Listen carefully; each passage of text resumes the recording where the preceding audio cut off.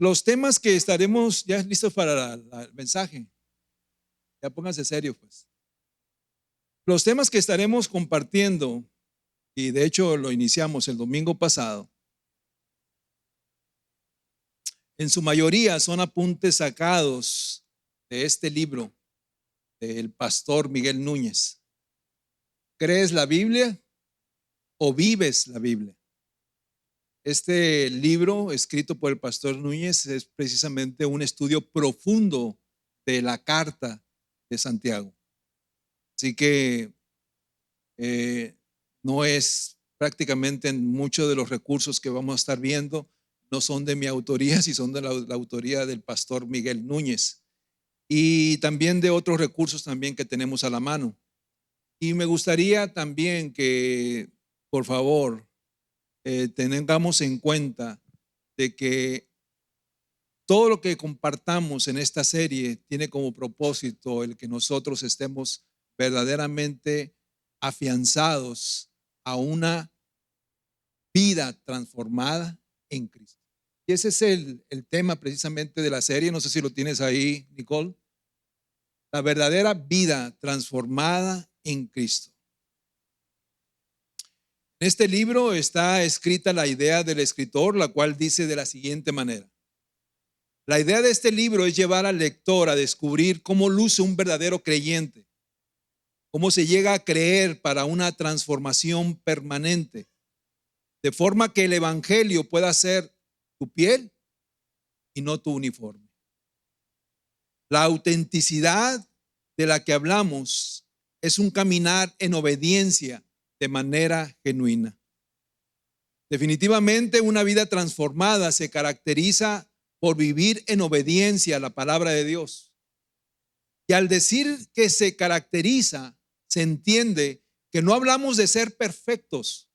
Solo Cristo tuvo una vida perfecta en obediencia a Dios, pero que sí sea nuestro deseo obedecer al Señor, que eso nos distinga, aún con las luchas y las batallas que eso significa. El creyente es responsable de que su vida sea coherente con lo que dice ser y creer. Porque al no hacerlo, inconscientemente le estamos echando tierra al evangelio y al nombre de Cristo. Pablo dijo, sean imitadores de mí, así como soy yo de Cristo. Y eso es una gran responsabilidad para cada uno de nosotros. Pero es importante que tú y yo brillemos con la luz de Cristo en donde sea que nosotros nos encontremos.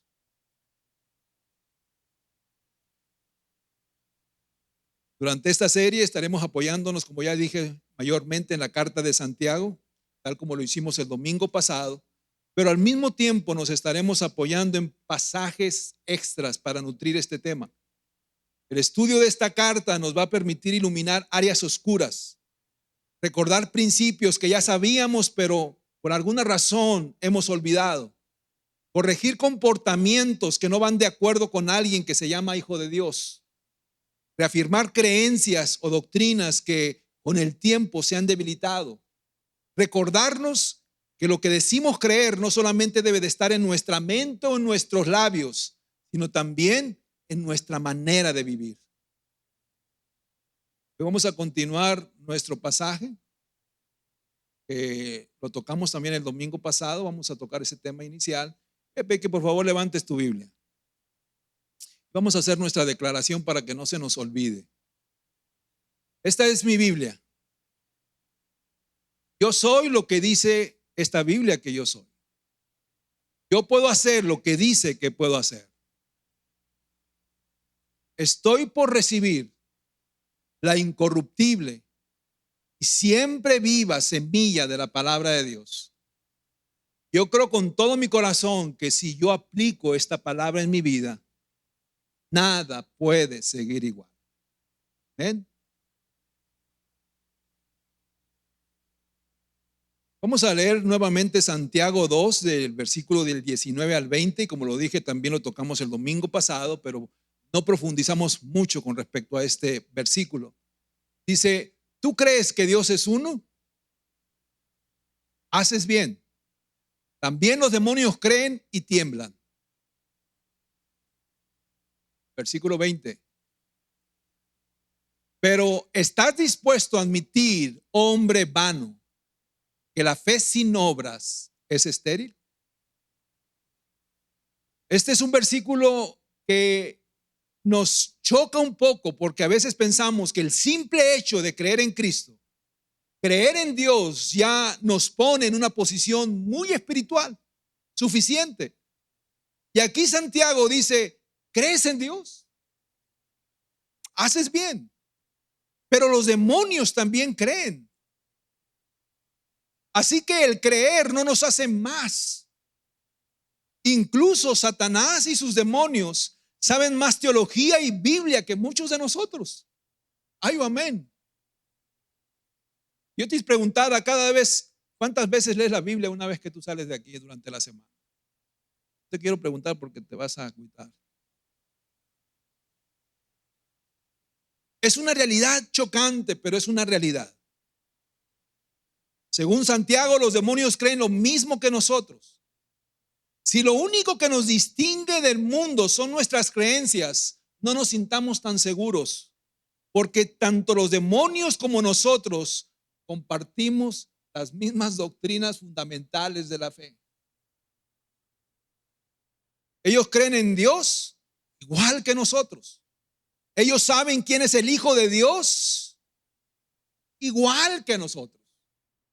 Ellos saben que el Cristo vino a llevar a cabo una obra redentora para una humanidad en pecado, igual que nosotros lo sabemos.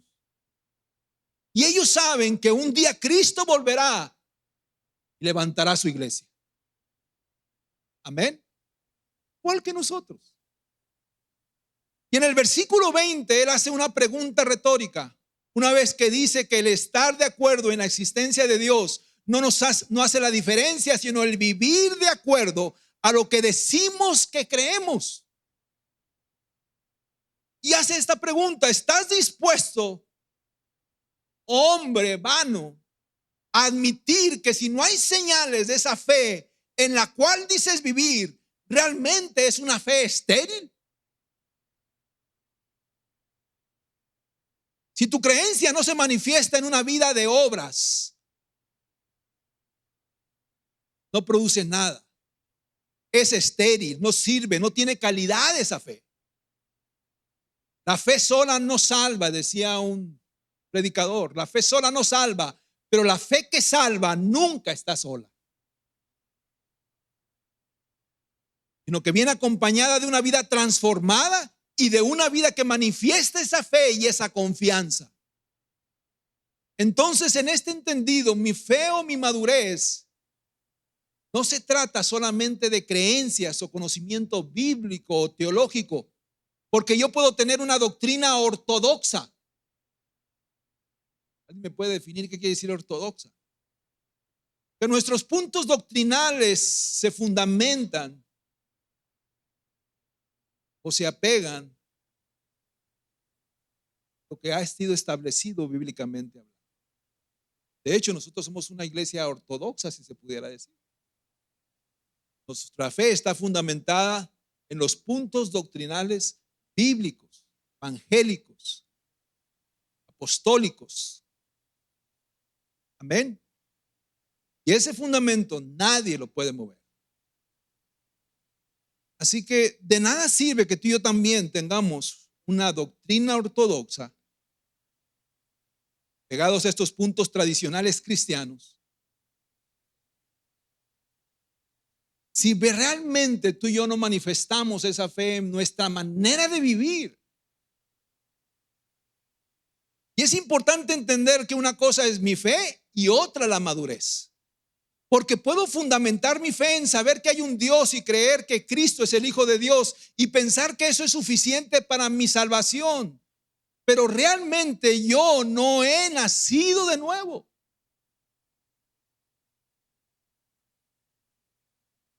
Creo que Cristo es el que salva. Creo que es el Hijo de Dios. Creo en Dios.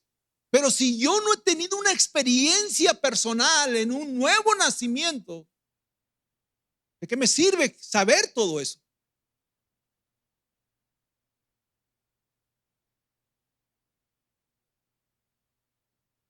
Entonces mi fe no depende solamente de creer, pero mi madurez tampoco, porque por otro lado puedo ser que yo haya nacido de nuevo, que yo tenga una confianza en Cristo, pero si yo no he crecido ni he experimentado un proceso de cambios y de transformación, viendo frutos genuinos, reales de esos cambios, entonces existe un problema ahí. Hay un estancamiento, no hemos experimentado ese proceso. Y lo hablábamos precisamente en la mañana en la devocional de los servidores, el peligro precisamente de la inmadurez. Hay mucha gente que ha nacido de nuevo. Yo lo estaba ilustrando de esa manera. Hay mucha gente que ha nacido de nuevo, que verdaderamente tiene una experiencia personal con el Señor. Y dice la palabra que desde ese momento tú y yo hemos sido sellados ¿con qué? Con el Espíritu Santo. Y el Espíritu Santo mora ahora en nosotros. Pero puede que una persona haya nacido de nuevo y otra persona de la misma manera y que los dos tengan 10 años de haber tenido esa experiencia, pero vemos el crecimiento, el desarrollo y la madurez de uno y el estancamiento de otro. La falta de interés de madurar, de crecer, de desarrollarse y de dar fruto. Amén. Eso nos hace ver entonces que no son las creencias. No es ni siquiera una vida conformada solamente en tener una experiencia básica inicial, sino verdaderamente ejecutar todo lo que el Señor me revela en su palabra en mi vida diaria. Vivirla, practicarla.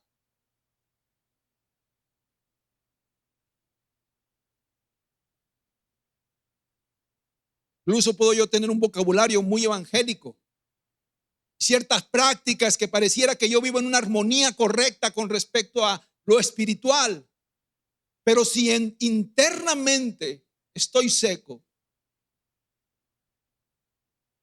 algo está sucediendo. Porque donde está el Espíritu de Dios, que dice la palabra, hay libertad. Y si el Espíritu Santo mora en mí, debe de haber una explosión donde verdaderamente se produzcan cambios. Pero a veces somos nosotros los que somos pasivos en extremo, sin ninguna intención genuina de querer crecer y querer ser guiados y gobernados por el Espíritu Santo. Y lo vemos mucho eso en nuestras vidas cristianas.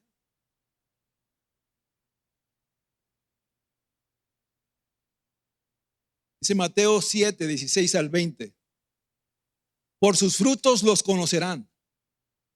¿Acaso se recogen uvas de los espinos o higos de los cardos? Así, todo árbol bueno da frutos buenos, pero el árbol malo da frutos malos. Un árbol bueno no puede producir frutos malos, ni un árbol malo producir frutos buenos. Todo árbol que no da buen fruto es cortado y echado al fuego. Así que por sus frutos los conocerán.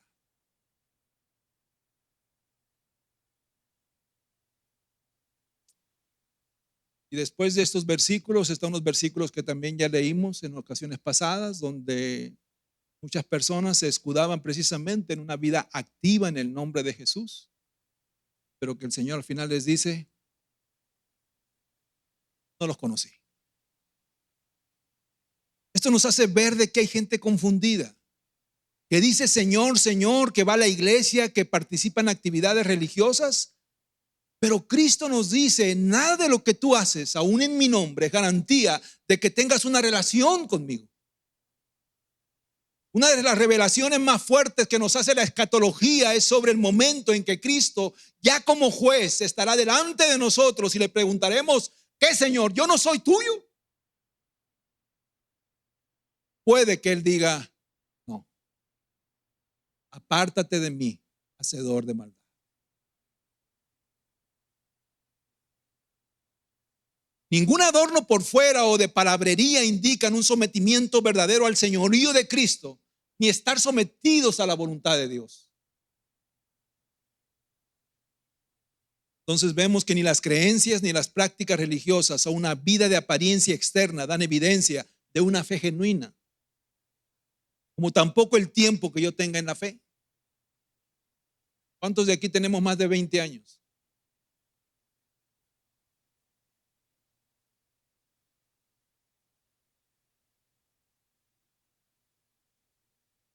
Le voy a apuntar a mi esposa una X.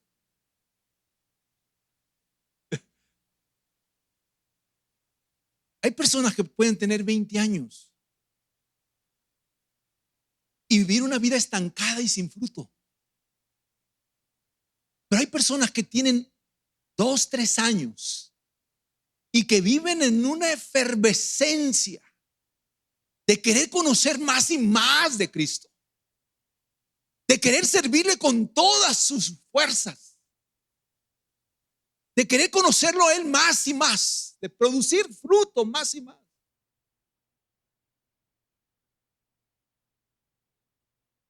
Muchos tienen años en el evangelio, incluso hay quienes hemos nacido en un hogar cristiano, que hemos crecido en un ambiente saludable y pudiéramos decir que nuestra formación ha sido en buenos fundamentos, pero ni aún así eso puedo asegurar una fe genuina, sólida y con frutos si personalmente no hemos tenido una experiencia que nos haya llevado a conocer a Cristo íntimamente. El apóstol Pablo experimentó esa realidad cuando fue a visitar a la iglesia de Corintio, una iglesia que él esperaba verla espiritualmente sana, fuerte, pero se dio cuenta que eran inmaduros y que aún se tropezaban en cosas carnales, que todavía estaban ellos dependiendo del ABC del cristianismo. Y él dijo estas palabras en 1 Corintios 3, versículo del 1 al 3. Amados hermanos, yo no sé por qué Pablo se esperó en llegar otra vez a su casa para mandarles esta carta. Yo creo que no quiso agüitarlos ahí enfrente. Amados hermanos, cuando estuve con ustedes no pude hablarles como lo haría con personas espirituales. Tuve que hablarles como si pertenecieran a este mundo, como si fueran niños en Cristo. Tuve que alimentarlos con leche, no con alimento sólido, porque no estaban preparados para algo más sustancioso. Y aún no están preparados, porque todavía están bajo el control de su naturaleza pecaminosa. Tienen celos unos de otros y se pelean entre sí. ¿Acaso eso no demuestra que los controla su naturaleza pecaminosa? ¿No están viviendo ustedes como la gente del mundo? Una de las señales más comunes de alguien que no es maduro o madura con respecto a cómo reaccionamos ante los conflictos, a la poca sabiduría y desinterés para solucionarlos. Lo que Pablo nos dice aquí es que una vida inmadura o no convertida a Cristo usualmente se caracteriza por el conflicto, la discusión, el pleito, la murmuración, el poco interés de reconciliarse con los demás. Yo soy así y así me tienen que aceptar.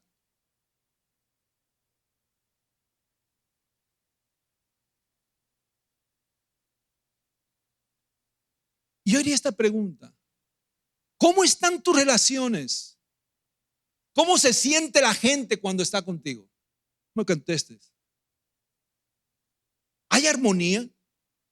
¿Se siente paz, tranquilidad y se puede ver tu madurez espiritual en tus conversaciones? ¿O todo lo contrario? Hay tantas enemistades que ni tu familia te fuma, dice un dicho. Ni tu familia te soporta. Tienes pleitos con tu familia. Miren, una de las cosas que verdaderamente a mí me entristece, me da evidencia de la poca madurez de las personas, es precisamente de cómo una persona puede vivir una apariencia vida piadosa. aparente vida piadosa.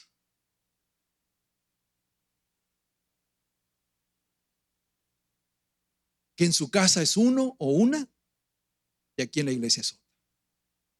De aquí pudiéramos decir nosotros, wow, este cristiano es un cristiano firme, piadoso, sólido, maduro, pero en su casa es un creador de conflictos continuamente, que divide.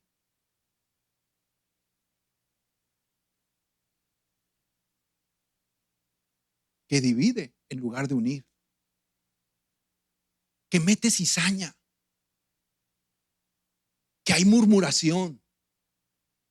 Que hay envidias, que hay chismes. Ahí no está Cristo. Amén. Y puedes tú seguir viviendo en esa vida de apariencia.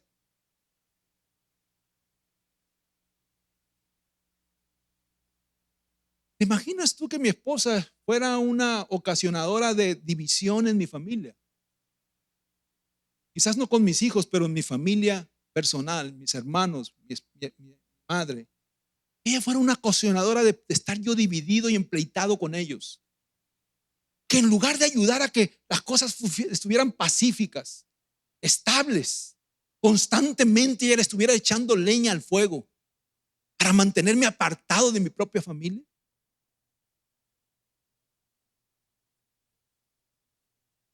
Dice miren, el sermón del monte es el mejor sermón que tú y yo podemos tener precisamente de cómo vivir una vida piadosa. Dijo Jesús, bienaventurados los pacificadores. Pacificadores. Bienaventurados los pacificadores. Los que unen. Los que siempre están al pendiente de que haya armonía. Los que no se enganchan en esos pleitos, en esas contiendas, en esos celos, en esas envidias tontas. Los que tratan de mantener la armonía, porque Cristo nos llama a eso. Yo te preguntaría, ¿cómo están tus relaciones? ¿Se puede ver esa madurez espiritual en ti? ¿O todo lo contrario? Así que hasta ahorita vemos indicadores ficticios de una vida transformada en Cristo. Porque dijimos, podemos tener todo eso y vivir una fe estéril. Tenemos la teología, tenemos el conocimiento, pero no la vivimos en nuestra vida diaria. No la ejecutamos en nuestra vida diaria. Y el domingo pasado decíamos, eso no es una fe que salva. Pero entonces, ¿qué es lo que refleja una auténtica vida transformada en Cristo? El Señor siempre ha exhortado a la iglesia a vivir con diligencia en la vida cristiana, atendiendo descuidos que de pronto vienen y que nos pueden arrastrar, afectándonos grandemente. Y una de las advertencias que Él nos dio es que en los últimos tiempos se distinguiría por la falta de la verdad, por la falsedad y por la imitación de todo. Vivimos tiempos en que se falsifica todo. Y la imitación es tan buena que pasa por genuino a veces. Se falsifican las obras de arte que parecen genuinas. Se falsifica documentos legales. Se falsifica dinero. Se falsifica ropa. Por ejemplo, esa camisa que trae Carlos dice Versace, pero atrás después dice Versace Patito. Se falsifica todo. Se falsifica la identidad también hoy en día. Ahora cada vez hay más filtros para que realmente puedas tú dar señales de que eres tú.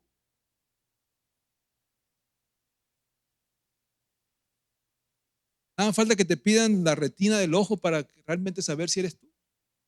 Pero se está falsificando la identidad hoy en día. Y de la misma manera hoy se falsifica el cristianismo. De la misma manera se está falsificando también. No se está falsificando, se está predicando otro evangelio. Y Satanás es el padre de toda mentira y está detrás de todo este engaño. La Biblia nos dice: cuídense de los falsos maestros que vendrán. Cuídense de los falsos profetas, de las falsas doctrinas, de los lobos rapaces vestidos de ovejas que han entrado para disolver, extraviar y engañar al rebaño. Cuídense de todo eso. Romanos 16, versículos del 17 al 18 dice: y ahora, mis amados hermanos, les pido algo más. Y aquí hablando nuevamente el apóstol Pablo: tengan cuidado con los que causan divisiones y trastornan la fe de los creyentes al enseñar cosas que van en contra de lo que a ustedes se les enseñaron. Manténganse lejos de ellos. Tales personas no sirven a Cristo nuestro Señor. Sirven sus propios intereses con palabras suaves y halagos y engañan a la gente inocente. Es sorprendente cómo hoy muchos se dejan convencer con esas palabras suaves y llenas de halagos que por supuesto seducen nuestros oídos, pero que nada tienen que ver con el evangelio que trae salvación. Nosotros mismos hemos sido testigos de personas que aparentemente estaban abriendo sus oídos a la verdad bíblica y que parecía que estaban despertando de un sueño en que se encontraban, de un adormecimiento en que se encontraban, pero de pronto en una necesidad emocional que tuvieron, en donde necesitaban llenar un vacío, no lo hicieron con Dios y su palabra, sino que escucharon otras voces que endulzaron sus oídos, que los sedujeron para dejar el buen camino. ¿Qué les pasó? O dice el apóstol Pablo en Gálatas: si estaban corriendo bien, ¿qué les pasó? Extrañado el apóstol Pablo de que había él establecido esa iglesia, los había instruido en la verdad, les había dado doctrina sana, y una vez que se apartó de ellos, volvieron otra vez a perder el rumbo. Y va el apóstol Pablo a la iglesia de Galacia y les dice: ¿qué les pasó? Estoy maravillado, estoy sorprendido en qué tan poco tiempo fueron seducidos nuevamente.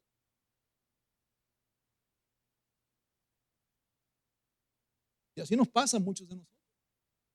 A veces esta palabra se nos hace fuerte porque nos confronta, porque nos hace ver nuestra condición, porque es una medicina amarga. Y a veces buscamos la manera de vivir más pasivos. Me extrañó ver a mí el nombre de una actividad que va a tener una iglesia, y no les voy a decir el nombre porque son muy mitoteros. Pero decía el nombre de esta actividad: cómo tener éxito en tu vida sin dejar a Cristo. Cómo tener éxito en tus negocios, en tu empresa, sin dejar a Cristo. Déjame decirte algo: a Cristo no le interesa que tú tengas éxito en tu empresa. Si tienes éxito, qué bueno, Dios te bendiga. Pero ese no es el enfoque de Cristo para ti. A Cristo le interesa que tú seas salvo. Y muchas veces, precisamente para poder alcanzar ese propósito del Señor, vas a tener que dejar todo lo que tú tienes. Estar dispuesto a dejar todo lo que tú tienes, a soltar todo lo que tú tienes, con tal de seguir a Cristo. Así que me chocó a mí esa actividad. Pero son actividades que llaman la atención. Porque ¿quién no quiere ser próspero? Materialmente hablando, ay, yo quiero. ¿Quién no se quiere sacar la lotería? Ay, yo quiero. ¿Quién no quiere tener deudas? Ay, yo quiero. Eso llama la atención. ¿Quién no quiere que le profeticen que va a ser rico toda la vida? Que sus negocios van a fructificar grandemente y que la cadena se va a establecer por todo Estados Unidos. ¿Quién no quiere escuchar eso? Dios. Pero cuando nos dicen lo que cuesta seguir a Cristo, eso no nos gusta. Eso no nos gusta.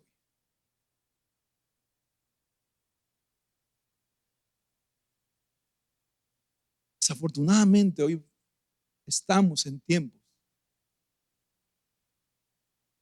de mucha mentira y mucha falsedad.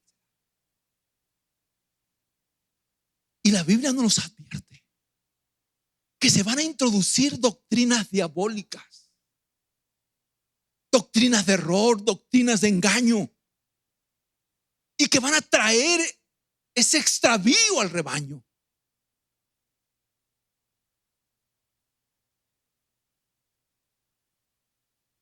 Esta situación ha existido desde el inicio de la formación de la iglesia.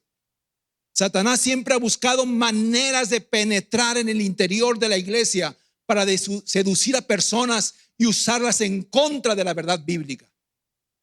Pablo expresaba una y otra vez esa preocupación y lo dice en Hechos 20, 28 al 31, que por cierto es una de las citas bases que nosotros usamos con respecto a nuestro lema, arraigados a la verdad. Dice Pablo, tengan cuidado de sí mismos y de toda la congregación, en medio de la cual el Espíritu Santo los ha hecho obispos para pastorear la iglesia de Dios, la cual Él compró con su propia sangre. Sé que después de mi partida vendrán lobos feroces entre ustedes que no perdonarán el rebaño. También de entre ustedes mismos se levantarán algunos hablando cosas perversas para arrastrar a los discípulos tras ellos. Por tanto, estén alertas, despiertos, truchas, contra todo aquello que ustedes escuchan que no es bíblico. Pablo aquí hace dos exhortaciones que todos debemos de tomar en cuenta: tener cuidado de nosotros mismos y de toda la congregación. Nuestra principal responsabilidad es que nosotros mismos mantengamos una vida espiritual genuina y saludable, que nos estemos nutriendo de la palabra, cuidando nuestra vida y relación con el Señor, y que maduremos en el entendimiento de la palabra y la revelación del Espíritu Santo. Que seamos sobrios y prudentes con respecto a la manera de defender esta verdad, porque solamente así podremos cuidar a los demás.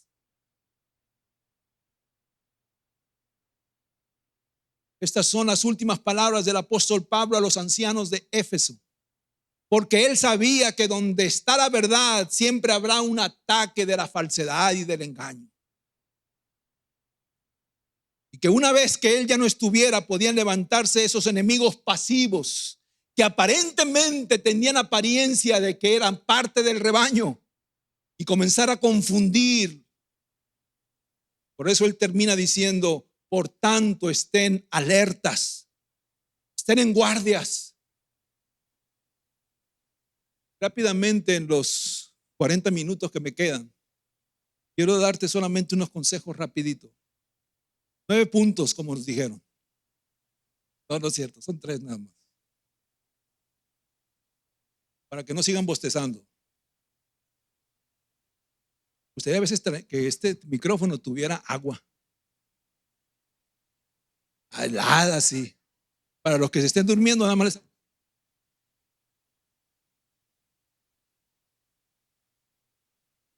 Pero los quiero, porque si otro dijera ácido, ¿verdad? Pero no, yo, con agua. Los que de verdad hemos sido transformados en Cristo debemos de tener un celo por guardar sus enseñanzas y centrarnos en ellas.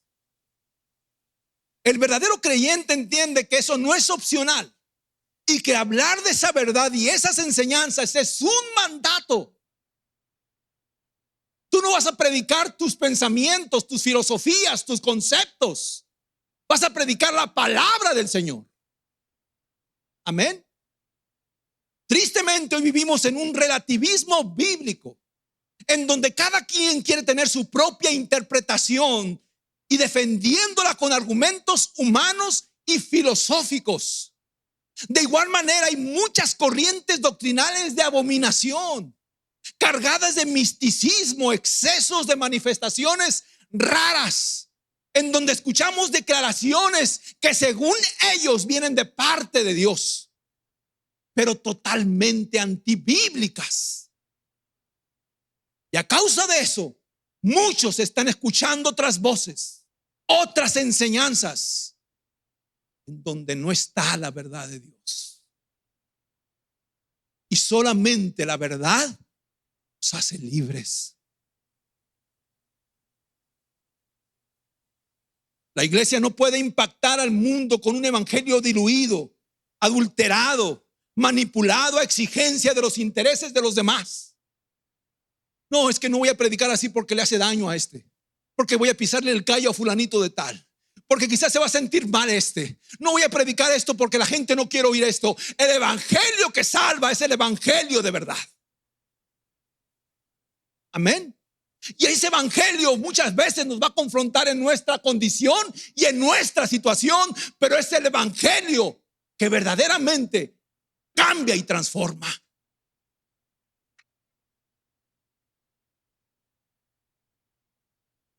Dice el teólogo Matthew Henry. Mira, aquí estás, Henry. Qué bueno que viniste. Él dijo: los que seducen con palabras lisonjeras, esa palabra significa llenas de adulación, de elogio falso, son enemigos más peligrosos para la iglesia que aquellos que la persiguen. Amén.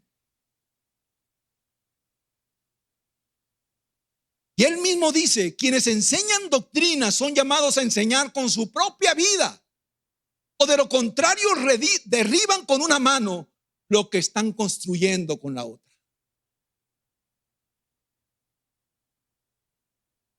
Segunda de Timoteo 4, versículo del 1 al 2, otra vez hablando aquí el apóstol Pablo, le está precisamente diciendo a Timoteo, su discípulo, en la presencia de Dios y de Cristo Jesús, que ha de juzgar a los vivos y a los muertos por su manifestación y por su reino, te encargo solemnemente, predica la palabra, insiste a tiempo y fuera de tiempo, amonesta, reprende, exhorta con mucha paciencia e instrucción. Miren, si hay algo que nosotros tú y yo debemos de demostrar al momento de exhortar, es amor. Amor por las almas. A veces nosotros queremos usar la Biblia para dar bibliazos. Lo primero que nos pide el Señor es ese amor. Y cuando verdaderamente el amor de Dios está en ti, toda exhortación es precisamente con la intención de ver una vida transformada en Cristo. De ver una vida llena en el poder del Espíritu Santo, en plenitud. En algún momento el Señor nos va a usar a nosotros como instrumentos para nuestra familia, pero nosotros no nos debemos de convertir en un azote doctrinales para ellos. Que haya primeramente amor, por querer verlos a ellos salvos. Que tengan la misma esperanza que ahora tú y yo tenemos. Que tengan la misma claridad de que las cosas del mundo aquí se van a quedar y que nuestra mirada tiene que estar puesta en el cielo, en las cosas que verdaderamente valen la pena. Y el apóstol Pablo le está diciendo a Timoteo: reprende y exhorta con mucha paciencia e instrucción. El verdadero creyente entiende que se encuentra en un proceso en donde debe de ser moldeado a la imagen de Cristo. Llama la atención de cómo esto nos saca a veces en una realidad. Porque muchas veces queremos modelar en la vida de otros, pero no siempre somos un buen modelo de vida cristiana para otros.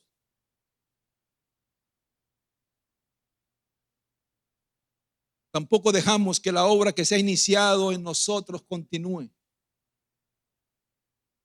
Jesús siempre modeló con su ejemplo lo que quería desarrollar en aquellos que lo seguían, siempre lo modelaba en su vida misma.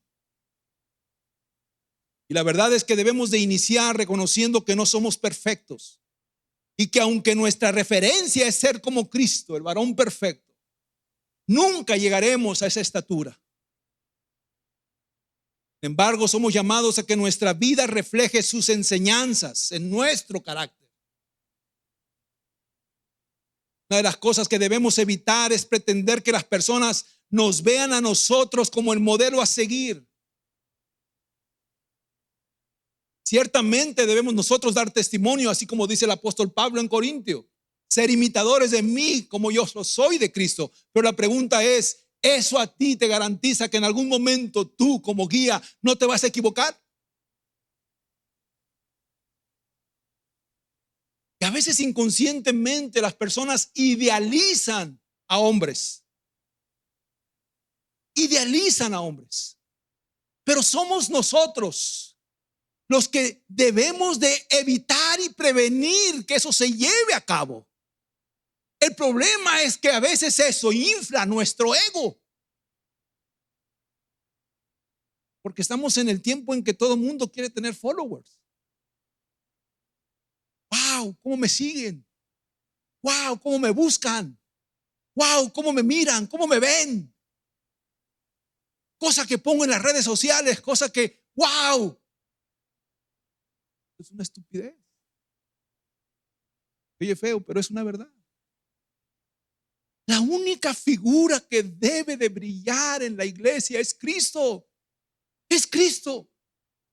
Es la única figura que debe de brillar. Es la única figura que verdaderamente nosotros tenemos que glorificar, exaltar, seguir sin reservas. Porque todos en algún momento vamos a fallar.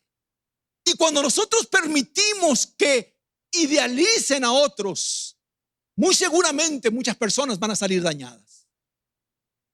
Muy seguramente muchas personas van a salir decepcionadas. Porque solamente Cristo es perfecto. Amén.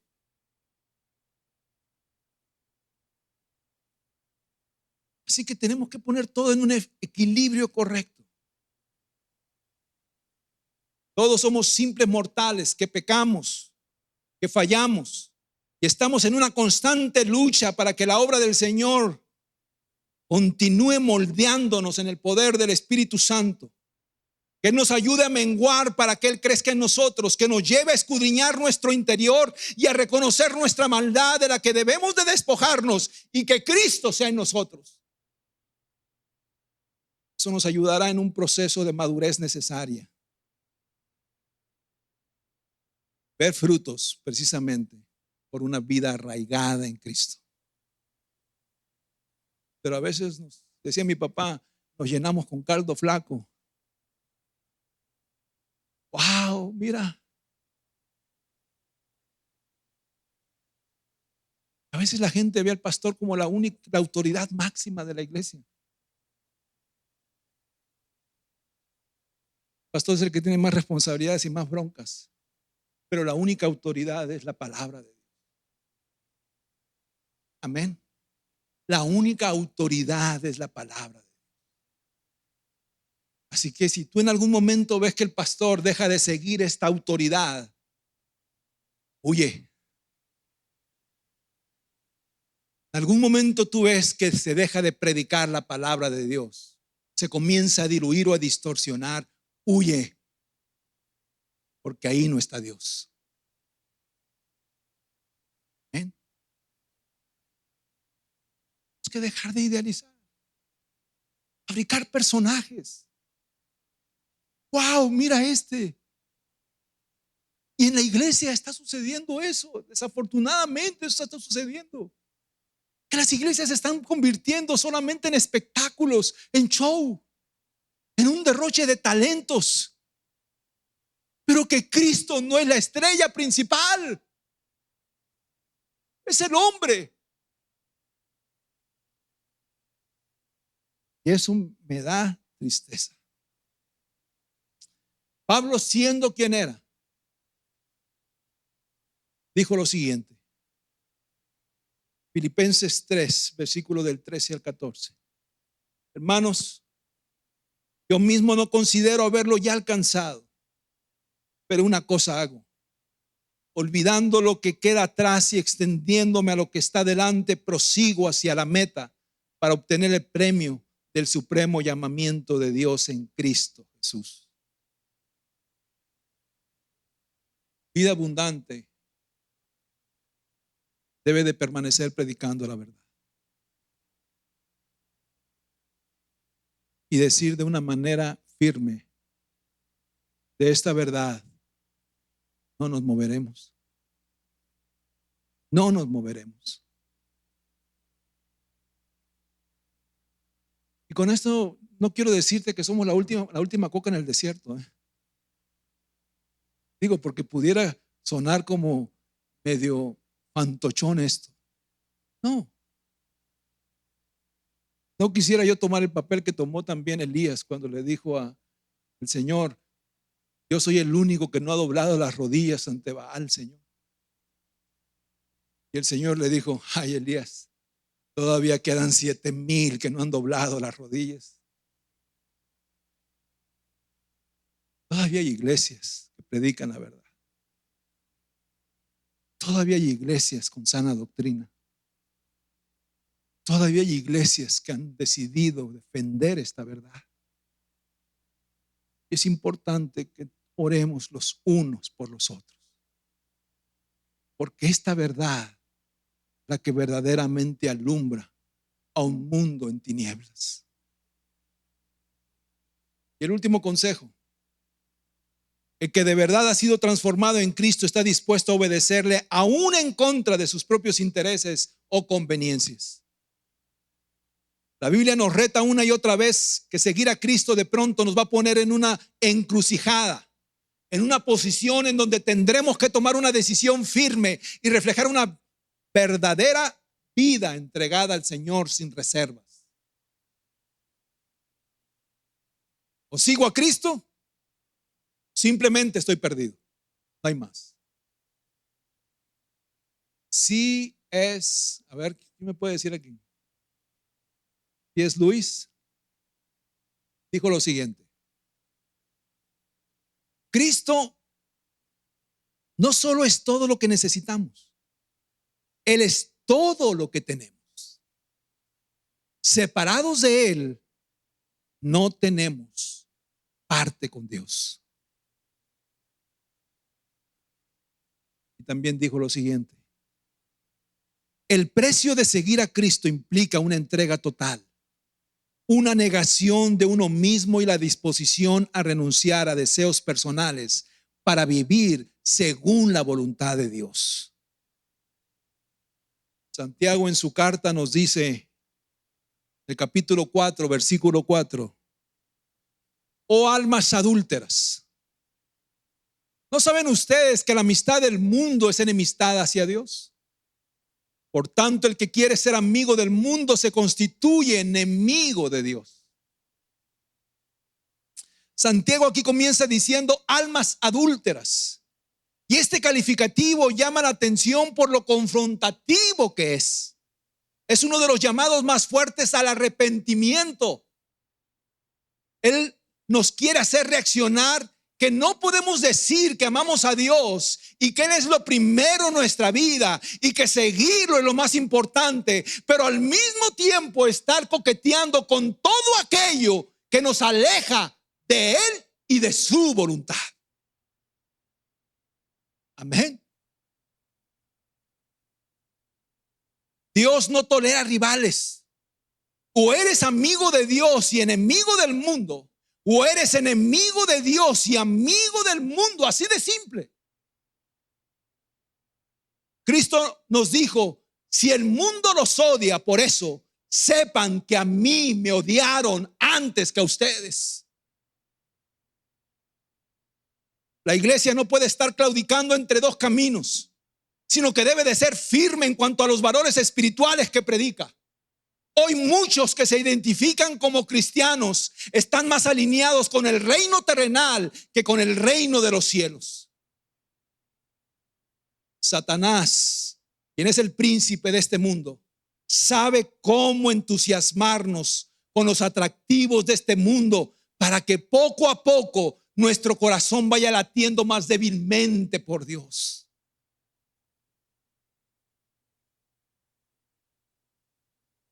El Señor nos llama a humillarnos y lo hace para atraernos a quienes hemos ignorado sus continuos llamados de volvernos a Él. Tanto nos ama Dios. El hombre o la mujer que no se humilla no sirve para Dios, porque el humillarnos ante Él es un requisito para servirle. Jesús, quien fue nuestro mejor ejemplo en todo, nos muestra esa actitud en Filipenses 2, versículo del 6 al 8, y no está en la lista, Nicole. Dice, parafraseando este pasaje, dice: Jesús, siendo Dios, no consideró eso como algo a que aferrarse, sino que estuvo dispuesto a despojarse de sí mismo y tomar forma de siervo, humillándose él mismo y ser obediente hasta la muerte, y no cualquier muerte, la muerte de cruz. Se humilló él mismo.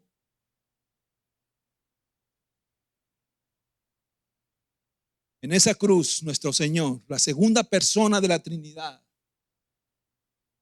fue desnudado, martirizado, avergonzado y clavado en un madero, sufriendo la mayor humillación en obediencia al Padre. Mi pregunta final es esta: ¿qué estarías dispuesto a hacer tú? ¿De qué manera podemos mostrar nosotros nuestra gratitud al Señor por ese derroche de bondad y misericordia? ¿De qué manera podemos mostrar nuestro amor a Cristo? Y Pablo nos lo dice muy claramente: humillándose como Él lo hizo. Y lo dice en Filipenses 2:5. Haya pues en ustedes esta actitud que hubo también en Cristo Jesús. No hay otra manera. No hay otra manera sino humillarnos.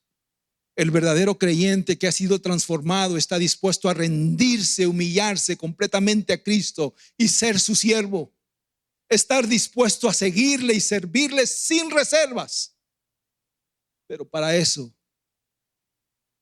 debemos estar dispuestos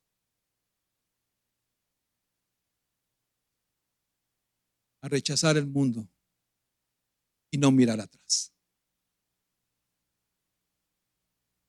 No mirar atrás. Que Dios nos ayude a eso. Que el Espíritu Santo continúe esa obra que ha iniciado en nosotros para mantenernos firmes. Voy a pedir que te pongas sobre tus pies, por favor.